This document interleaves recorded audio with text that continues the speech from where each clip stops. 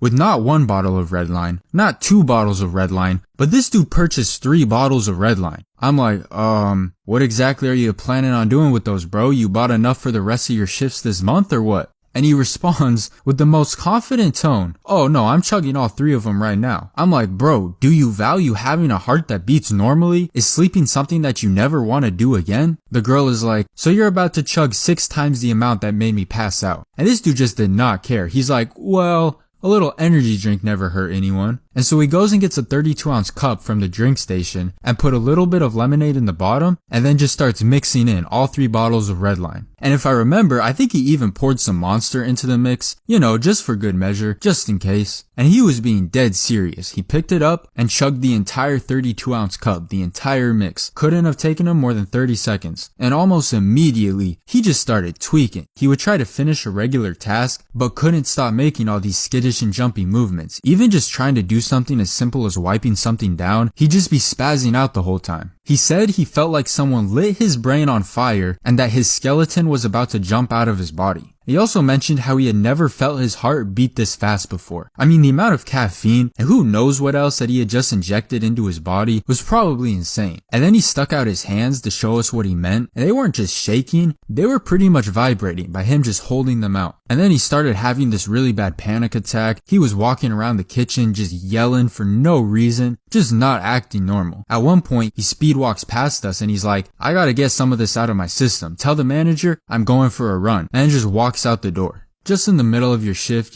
just going for a quick jog. Except calling it a jog would be an understatement, to be honest, because we had these drive-through monitor cameras in the kitchen and the angle that they were at would show the rest of the complex. And so we see Jackson just running laps around the Home Depot parking lot right next to us. And even running is an understatement. This man turned into Barry Allen, started sprinting laps around the whole thing. And Home Depot is a massive store with a massive parking lot. It wasn't like a 2-lap thing either. Nah, he was out there for a good 10 minutes. And I swear when he walked back in, he wasn't even tired. Just went right back into cleaning like 10 things at the same time. But it's not like he was actually any more productive. He still couldn't stay in one place and finish a task without like spazzing out all over the place. I left shortly after that. He was still breathing all heavy, acting all jittery, covered in sweat. So I don't know how the rest of his night ended up going. I also don't know what types of strings they had to pull over at the FDA to get this thing approved, but I'm pretty sure you can still buy it today. But should you? I don't know. I feel like the safety aspect of this drink is